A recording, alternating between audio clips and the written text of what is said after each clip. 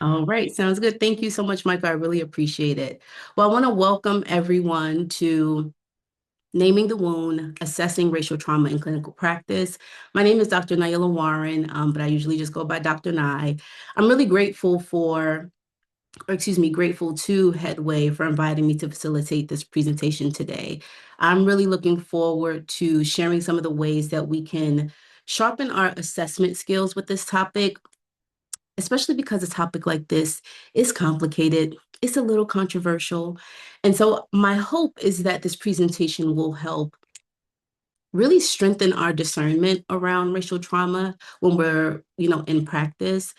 And at the very least, which honestly, I think this is most important, is that it gives us the opportunity for some self-interrogation, that it gives us a space to help us think about how we as therapists, how we as providers, how our background, how our experiences influence how we show up with our assessment hats on, right?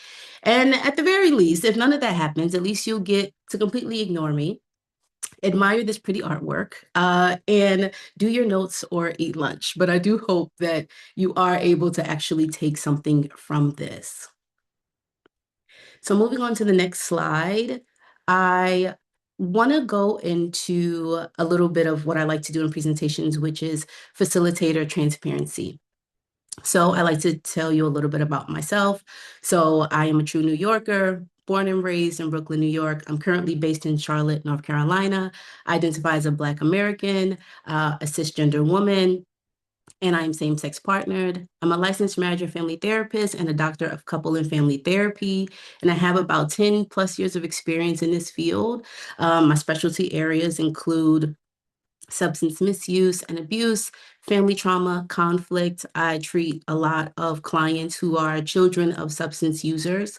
I focus on BIPOC mental health, couples, crisis care. And just because clearly I don't want to be busy enough, I've been in the digital mental health tech space as well. And also, a big foodie. I wish the chat was actually not disabled because I would love for y'all to drop me some restaurants here in Charlotte that I can keep trying out because that would be just chef's kiss. So let's go ahead to the next slide. And I want to sort of set the tone for how I think it's best to really engage with this material today. So here are my quote unquote rules of engagement, which they're not really rules, more like an invitation, right?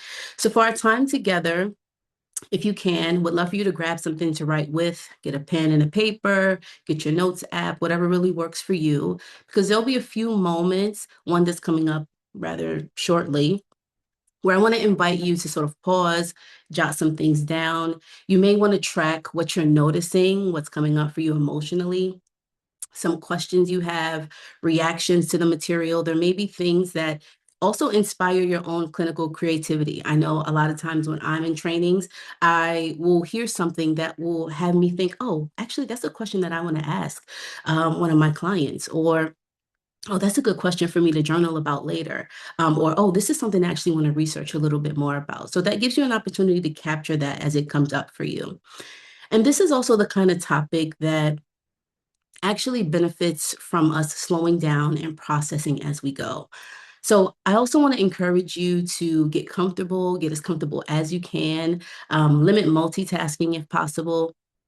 Because when we're having conversations about race and trauma, they can be activating because they touch our lives in really personal and sometimes kind of complex ways. And so something that might hit you or stay with you as you're listening. And I want you to be able to notice that and track that. And the goal isn't to push past things that sort of get stirred up. It really is to notice it. So that way we can sort of put a pin in that and say, okay, maybe that's something I want to think about a little bit more. And so the goal is that what you learn, we want it to stick, but we don't want it to get stuck on you, right? And so finally, I want to invite you to adopt what I call a learner's posture, which is for any scholars out there, you know that sort of learner's posture is really important when you are someone who's already well versed in a particular discipline, but you are pushing yourself to learn a little bit more. So you have to kind of assume that you don't know everything, right? And that posture really helps us to be in the most curious space and really push our own limits in terms of our education and our perspectives. And so I love putting on a learner's posture when I am in any of these types of trainings. And so that's sort of, the goal of how we would, sort of share space together today. And the last thing is to extend grace. None of us know everything, not even me in this space right now. There's so much that we can learn from each other. And so our growth and our clinical strength really comes in our humility, but also our openness to learn. Okay, so moving on, we are going to start with a quick video. And this video was really an exploration of um, what it, how can I say this? I'm very biased because I really, really love Kenneth Hardy. This video really talks about how we as helpers in this space, before we even start to address this conversation around assessing something as sort of sometimes difficult as racial trauma, is to really think about ourselves and how we are showing up. And so in this clip, he really challenges us to engage in that self-interrogation that I spoke about earlier and explore the different selves. So I want to play this video for us to sort of start thinking about what he means by that in terms of exploring ourselves and how that impacts how we show up with our clients and with our patients. So what I'm suggesting is that we all have been lied to and convinced that the self is a singular entity. And so we have the temerity, the audacity to walk around using language like myself, yourself. We've been so misguided. We have a multitude of selves. And this multicultural perspective requires us to make this paradigmatic shift from this singular view of the self to a multidimensional view of the self. And yes, you're absolutely correct, that to walk around and suggest that myself and yourselves is something about that is uniquely awkward semantically. And anybody who is connected to the psychiatry field will tell you that it raises serious psychiatric implications. But I think it is a very accurate representation of who we are and what we are and how it is we ought to be. And so I think this, when you're talking about working across cultural boundaries, I think the first step has to do with not learning about other, but discovering ourselves. Because too often we try to help others, save others, rescue others, and we are infinitely cut off from ourselves. And so what I would suggest to you is that we have a multitude of selves, that we have a gendered self. And the gendered self provides a prism through which we see the world, how we believe we are seen, and how we see others. And so that whether we overtly acknowledge it or not, that we see the world through the prism of gender. And gender is not insignificant in our interactions. That we have a sexual orientation self. And so that I know that lots of heterosexuals believe that, well, it's just normal. But we have a prism through which we see the world. And sexual orientation shapes how we are seen and how we see others. We have a racial self. And race is a powerful dimension in our society. And so oftentimes we perpetrate this fraud that, well, we're talking about race, we must be talking about people of color, as if whites don't have a race. Well, we talk about race, we're talking about all of us. White folks, black folks, brown folks, yellow, red, all of us. And race provides a powerful prism through which we see the world. It shapes how we see each other. It shapes how we see ourselves. And so what I'm suggesting is that, I've been in recovery, and I'd love to say this, for quite some time now, from the training I received as a clinician. And my recovery is going well because part of the way I was trained was to sort of believe in this notion of objectivity. I have no idea what that refers to. I don't know what it is. I tell every single client that comes to see me, if you're looking for an objective therapist, I am not one. I'm not an objective friend. I'm not objective in anything I do. I am wholly, 100%, uncompromisingly, irrefutably subjective. And that I see the world through all of my selves. That my experience as African American shapes what I see, how I respond, what I don't respond to. Male, all the parts of me shape what I do. And so the thought that somehow I could possibly be a tabula rasa, a blank slate. How could I possibly be a blank slate? When I walk around with all of these pieces of who I am that's informing me on every possible interaction. And so what I'm suggesting is, if we're thinking about establishing collaboratives across cultural boundaries, that we first have to become acquainted with who we are before we attempt to participate in those collaboratives. Because whether we recognize who we are or not, they jump out in front of us. Okay, so again, that was Kenneth Hardy really sort of challenging us to think about our various identities, right? And how they show up in the context of, as he names it, collaboratives, but really it's in the context of how we're showing up as providers with our clients and patients, right? And so I want to move into a quick reflection activity. And I want to have us really think a little bit about one, why this topic? Why now?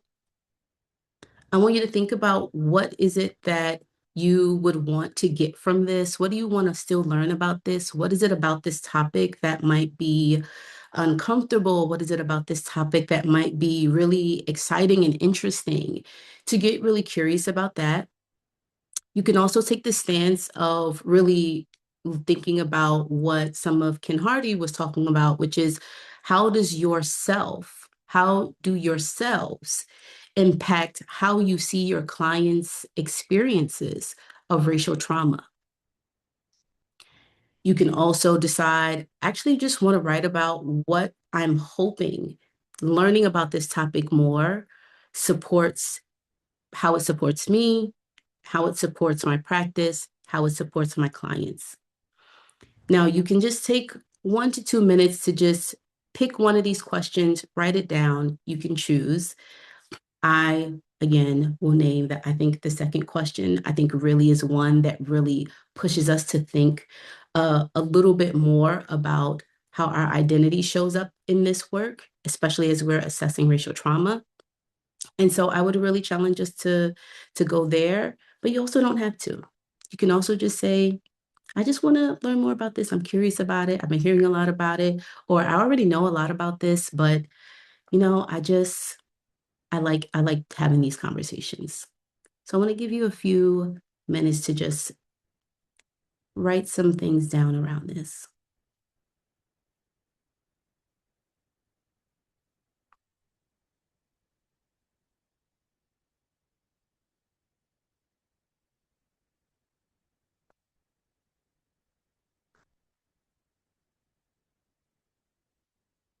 Okay.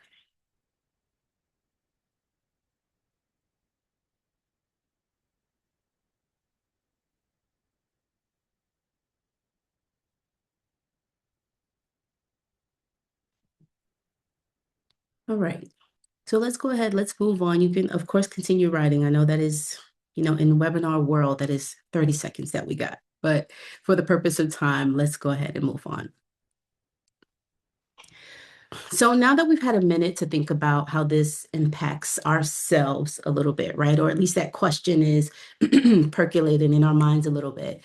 And I want us to think about the collective why this conversation matters particularly right now.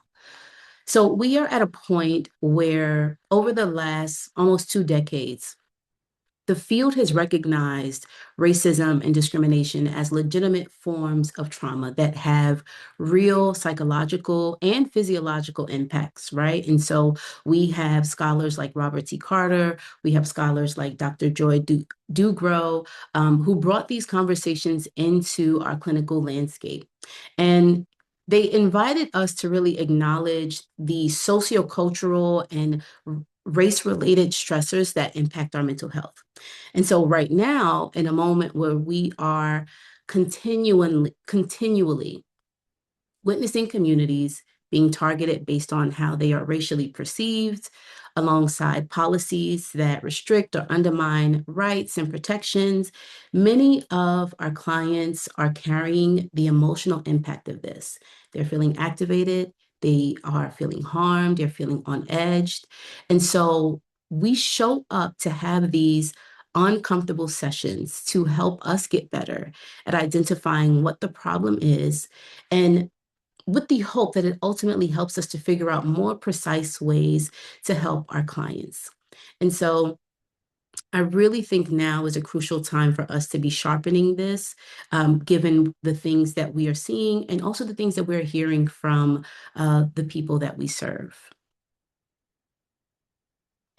So let's jump into our learning objectives for this presentation. So I like to split objectives into head skills, so like the things that we have to know, and then heart skills, because the nature of our work is obviously interpersonal, it's relational, right?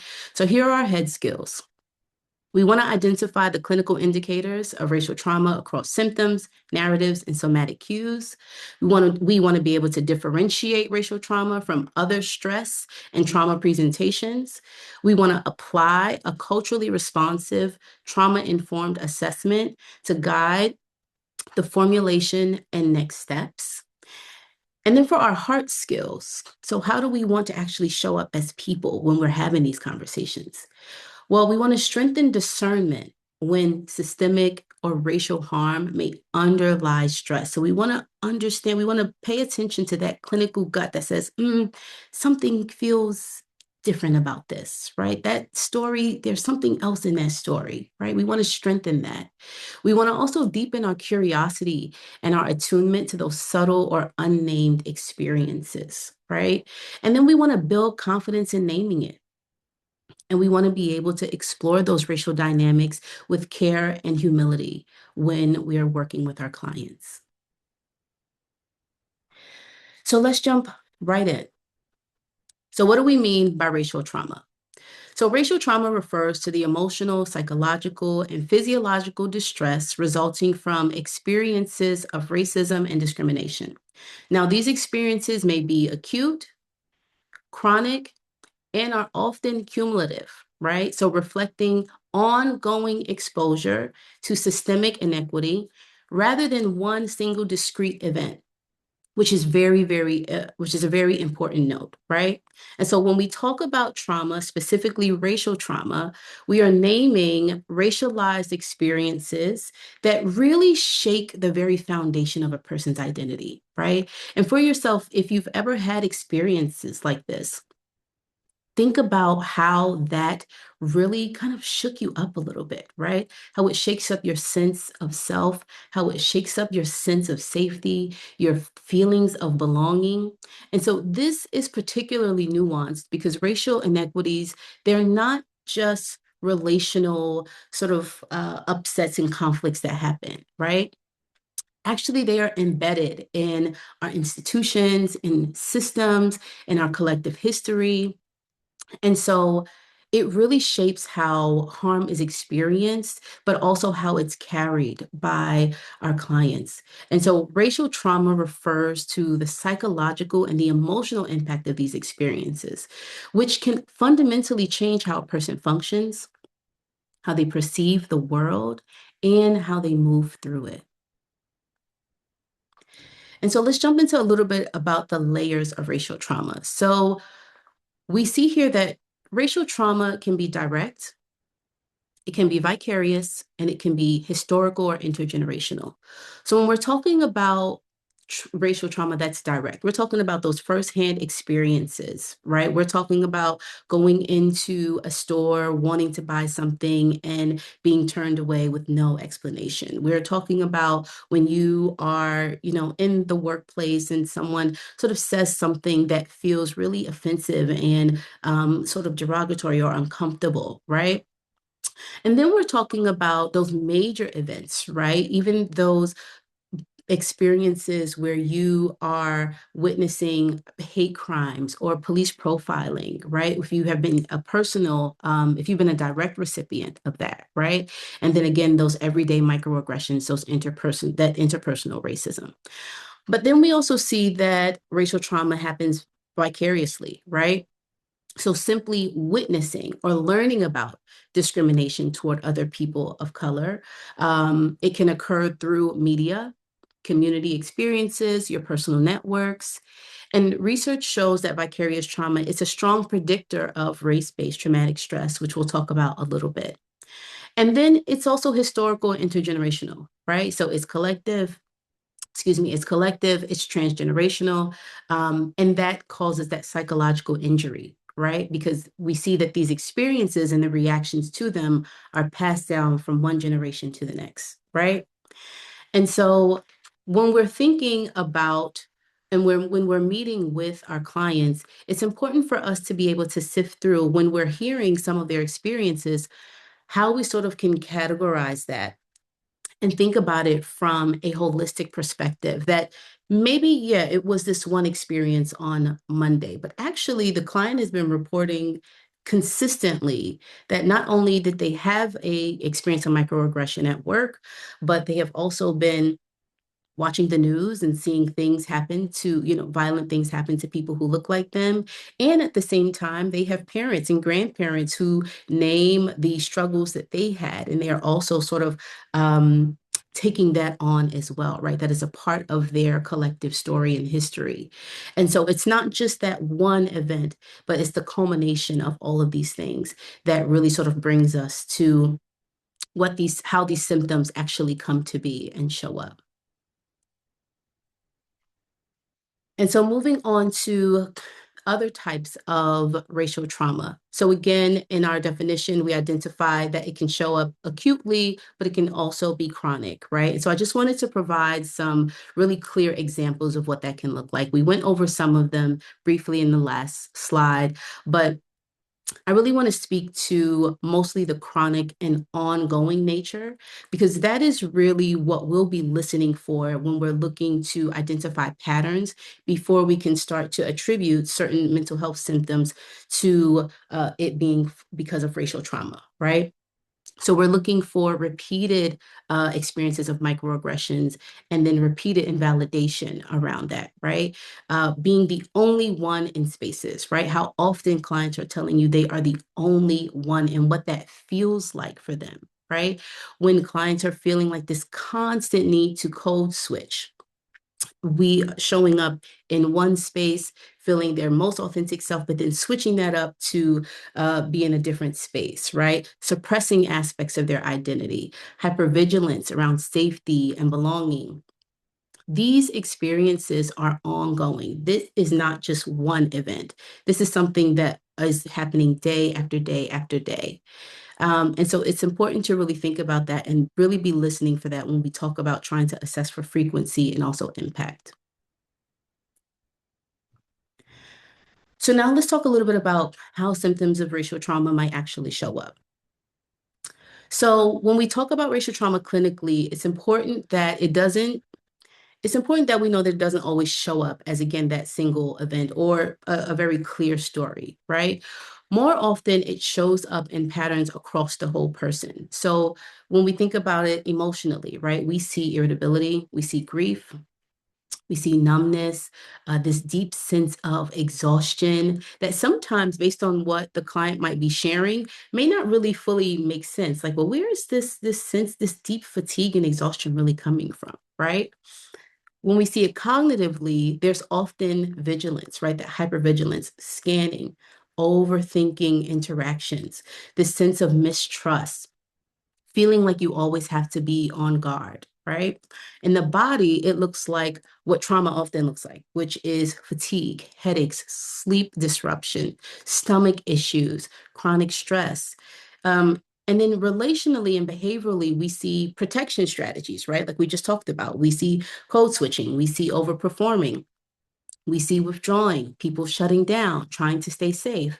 And sometimes when we see this, we think, oh, okay, well, this person might just be adapting to whatever environment that they are in, right? Or, oh, this person is just a perfectionist. They want to cross every T and dot every I. Or, oh, this person doesn't really seem to be really engaged. They seem to be an introvert, right? We might label some of these protective strategies as sort of these just, random colloquial characteristics, but really they can be indications that these are coping strategies for sort of the pressure and the brunt and the trauma of racialized experiences that they may be having. And so I want to name something really important here that it is very easy to misread some of these experiences and also attribute them to racial trauma. It really takes a lot of time, sometimes with clients, to one, so that they build that level of comfort to be able to share these things, especially depending on what is happening in the room. Sometimes clients may not be comfortable sharing some of these things. Sometimes clients don't even have the language to talk about it. And then other times, clients actually can name everything that's happening because they had enough experiences to know, but they may not be attributing their mental health symptoms to those racialized experiences. So that's just something important to note there. So let's go ahead and talk a little bit about race-based traumatic stress. So when these symptoms show up together, they may suggest that there is a presence of race-based traumatic stress rather than just these isolated reactions, right? And so this is where this concept is really, really helpful. So this term was first introduced by psychologist Robert T. Carter to describe the psychological and the emotional injury that results from experiences of racism and racial discrimination. So Carter's work really helped to expand our understanding of trauma by recognizing race-related stressors, right? Whether they were direct, whether they were vicarious, or if they were systemic, right? And so that has a profound and lasting impact on our mental health. And so rather than being tied to that single event, race-based traumatic stress reflects that this is actually a cumulative impact of that ongoing exposure to racial harm. So this really helps us to better understand these reactions within sort of this broader social and historical context. Now, this next slide here, I really, really love because I think that it beautifully breaks down sort of like the ecosystem of racial trauma, where it really digs deep into how how these symptoms really show up across these different aspects of our lives, right? So I want you to take a minute to just look here because it really points out some really important things here, right? So when we see one, the social and economic impacts, poverty, wealth inequality, lack of safe and affordable housing. When we think about the physical health impacts, we look at chronic headaches, blood pressure, hypertension. These things are, I think this is the most holistic viewpoint of how we see these symptoms showing up and the impact of those symptoms showing up. So I just wanted to call this out here. All right, so let's move to our first case study. So we have Reese. She's 22. She's 32, excuse me. Look, me dating her back 10 years. So Reese is 32. She identifies as a Black woman. She's a mid-level manager. And let's say this is session 3 with Reese, right? So Reese reports increasing exhaustion, irritability, and difficulty sleeping, especially on Sunday nights. So it sounds like she's getting the Sunday scaries, right? She notices frequent headaches before work and describes feeling constantly on edge, right? She shares, she shares, I'm the only Black woman on my team. I have to over prepare for everything. If I speak up, I'm aggressive. If I don't, I'm invisible. Reese describes pressure to represent her department in diversity conversations, despite this not being in her role. She reports feeling closely watched during meetings and worries about how her tone or reactions might be perceived. Following several high-profile racial incidents in the news, she notes it feels heavier going to work lately.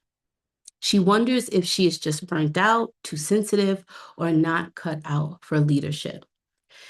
So Reese really represents one sort of archetype of a client that may come in talking about the ways that sort of displaying how some of these symptoms can show up, right? So her story really highlights how racialized stress can really shape someone's emotional and relational world. We see signs here of hypervigilance and exhaustion that makes sense when we consider the environments that she's navigating, right? And so rather than viewing these responses in isolation, we can understand that there are certain, adaptations. We can see them as adaptations to ongoing experiences of being on guard or feeling unseen. So this case really invites us to widen that clinical lens, right? And consider how identity and context and also some systemic factors inform both assessment and treatment planning for her.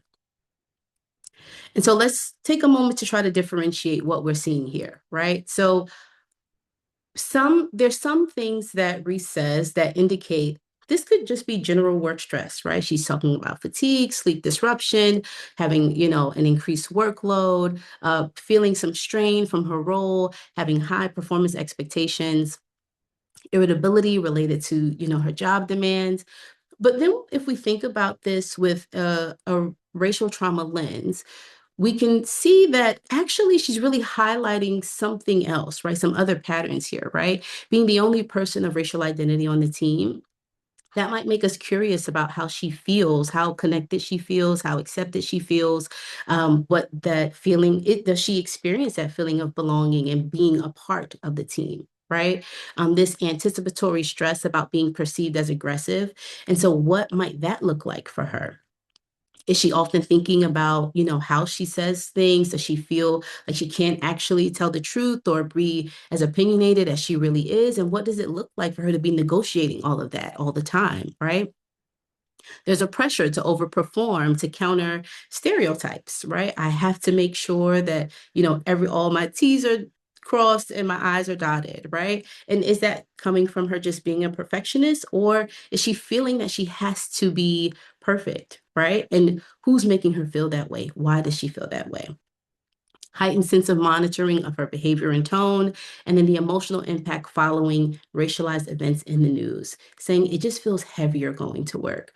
And so when clients sort of provide these sort of narratives, that's an opportunity for us to really dig in and ask those kinds of questions that can really help clients start to name and really identify their own sort of experiences there and validate what's happening for them. And we can do that as well, but it's also important to help clients really string together and piece together these experiences as well for themselves.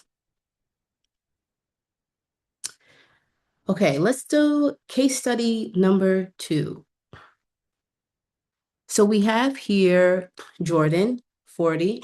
Jordan identifies as non-binary. Let's say you have been in treatment with Jordan for a year. So Jordan initially sought therapy to process a difficult breakup, reporting sadness, loneliness, and difficulty adjusting to living alone. Early sessions focused on grief, attachment patterns, relationship dynamics, all that good stuff, right? Over time, Jordan begins describing long-standing patterns of anxiety, emotional shutdown, and feeling constantly on alert. They share, I've always been kind of tense, like I'm waiting for something to go wrong. Or I notice I scan rooms a lot without meaning to. I try really hard not to draw attention to myself. I thought I just had anxiety. Jordan recalls childhood memories of feeling watched or singled out in school and describes frequent experiences of being questioned or closely monitored in public spaces. Recently, they report feeling more on edge following increased public conversations about immigration and notice worry about their family's safety though they struggle to explain why it feels so intense.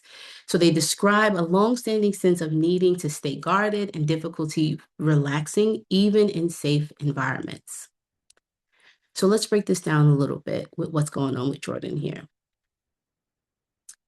So in Jordan's case, we're trying to differentiate what is anxiety versus what might be race-based traumatic stress. So some of the things that we're hearing from Jordan that implies that it could just be anxiety, right? Is the chronic worry, tension, difficulty relaxing, this emotional shutdown, and then this long history of anxiety symptoms, right? But then the indicators that suggest that this could be race-based traumatic stress or even just, again, symptoms connected to racial trauma is a lifelong sense of being watched or singled out. And that word lifelong really brings us to a different place here, right?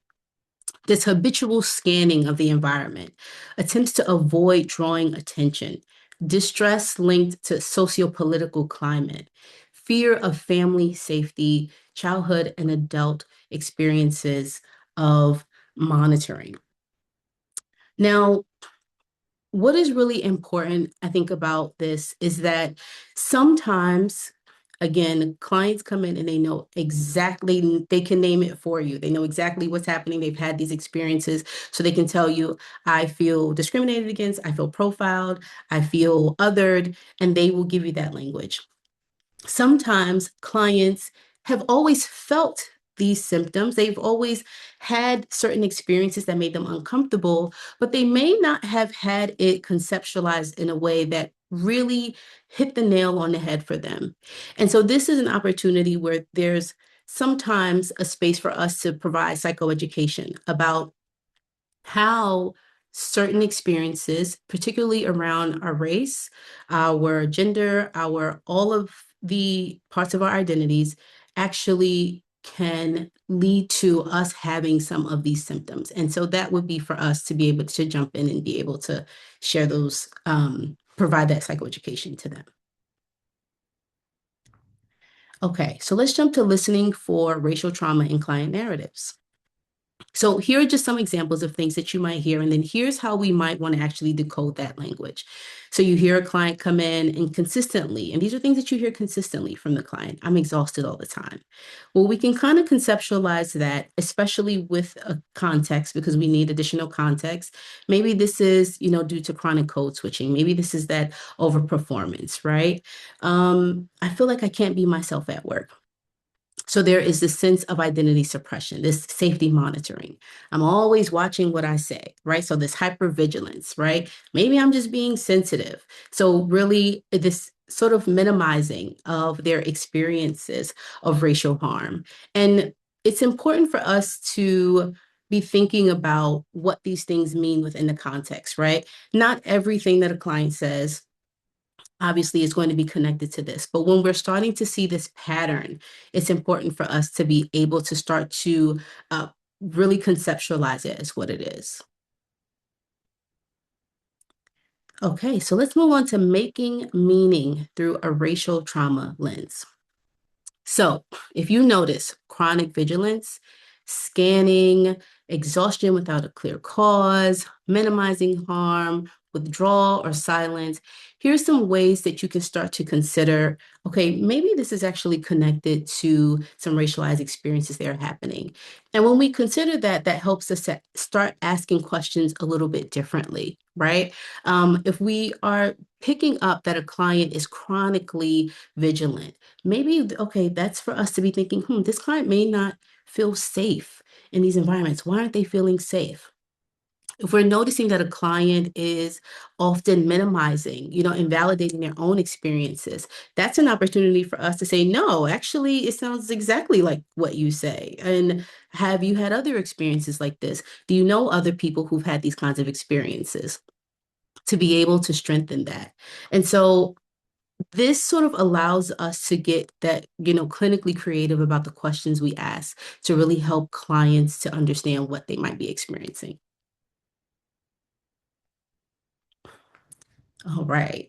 So when racial trauma is suspected, here's some things to consider. What experiences may be acute versus cumulative, what behaviors might be protective versus pathology, what systemic or environmental stressors are ongoing, how does identity shape safety, belonging, or threat in this space? And what has this client had to survive? That's a really, really important question to ask. What has the client had to survive historically or currently? Because that gives us a roadmap to the ways, the protective strategies that they're already actively using. So let's talk about starting the conversation. So if we are at step zero, right, we want to always go in with assessing experiences, impact, meaning, and then supports. So when we're asking about experiences, and if we're just having these conversations with clients, have you experienced bias, discrimination, or feeling unsafe because of your identity? These are great questions to ask even in intake. Even if you are just meeting a client and you want to sort of open up this space to say, this is a safe space to be talking about these things. This is a question that you can ask as a part of some of those intake questions. Are there environments where you feel you have to protect or shrink yourself? Then we go into impact. How has this affected your sleep, your mood, body? Do you notice feeling more on guard or exhausted in certain spaces? When we're asking questions about impact, this is when we are starting to hear these experiences and starting to think, okay, wait, this is sounding like something else, right? And we want to try to really understand how those experiences are impacting this client. And then meaning, what story do you make about these experiences? So what does this mean to you? How have you, what is your, how do you explain what's going on here? How has this been, how do you explain this, right? Do you ever blame yourself or minimize what happened? And then supports. Where do you feel most safe and affirmed? And so moving on to some common clinical pitfalls to avoid, where good intentions can cause harm. Sometimes we can minimize and not even mean to. Sometimes we can invalidate and not even mean to because we hear it as just normal stress. And that is not because we are not, thinking with our great clinical minds, but sometimes if we are moving really quickly with our clients, we can just sort of hear it and say, okay, yes, stressed about work, got it. And we can miss some important details there, right? Sometimes we can overinterpret or force race into the narrative, right? We can avoid conversations about race due to our own discomfort. We can treat systemic harm as an individual pathology, which happens a lot, right? That we see that there's a systemic problem, and then now it's on the client to figure out, well, how do they figure this out, right? And then sometimes moving too quickly into problem solving, which can also be a sign that we are uncomfortable with just sitting in that with the client. Sometimes there's actually no solution, right? And so, how do we sort of sit in that space with the client and allow them to feel and process just the heaviness and the weight of that, of what their experience is? And they come then to their own sort of way of processing and accepting what is. So moving on, I wanted to provide a few different assessment scales that I think can help sort of strengthen some of that clinical, that intuition that comes up, and it can really help to validate it. So we have the race-based traumatic stress symptom scale. Now, this is a scale that you can use. Now, it is lengthy. It is long. It is 52 items. It is a widely used measure. However, the accessibility is not great. Trying to find the full measure can be really, really difficult. But this is one that if you can get your hands on it, it's really good because it measures things like intrusion, avoidance, hypervigilance, anger, low self-esteem. And this can really help us to piece apart and, sort of parse out some of those symptoms that clients are having, and help to, sort of legitimize or what's the word I'm looking for? You can either legitimize or it can basically prove us wrong in our theory around what's going on with the client, right? And then our next assessment is the Yukon Racial Ethnic Stress and Trauma Survey. Now, this is about 50 to 60 items, also very lengthy, but it's a really comprehensive clinical interview that really helps to evaluate racial stress and trauma. And so it measures direct and vicarious racism, trauma symptoms, the impact of identity impact, excuse me, coping responses, and also functional impairment. Some strengths about this is that it is a clinical interview that's aligned with trauma frameworks, which is really great. But some of the limitations, again, it's lengthy. And unless you are doing this dedicated work with clients, which I do encourage, it can take up most of your time in session. Now we have some other assessment tools that we can use. We have the trauma symptom measures like the TDS and the RTS. These are a bit shorter, so you can actually get through them in session. The TDS is only 21 items. It's a brief measure assessing trauma symptoms related to experiences of discrimination.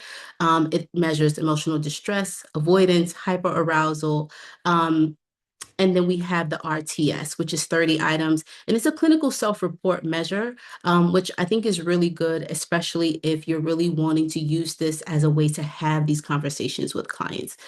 Some strengths of these measures, both tools are structured in a way that assess trauma symptoms that is specifically related to discrimination and racial stress. But the limitations, these measures, they primarily focus on identifiable experiences of discrimination. They don't really capture covert or even cumulative experiences of racial trauma. So that would be some of the drawbacks with these two measures. Now, one I think that actually is most helpful is the culturally responsive clinical interview. So this one is actually clinician guided. It is a series of questions.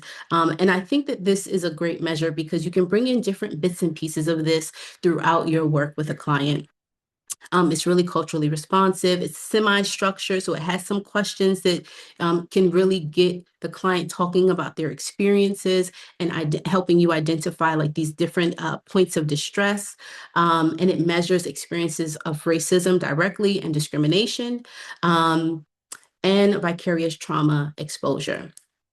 But we will highlight one of the weaknesses of this is that it really relies on you as a clinician to bring that clinical skill, that comfort, and that cultural humility, because there is no standardized scoring in this, which I think that in this context, around this conversation, this is, I think, one of the strongest measures thus far. Okay, so from assessment to next steps in care. So once racial trauma is identified, then what?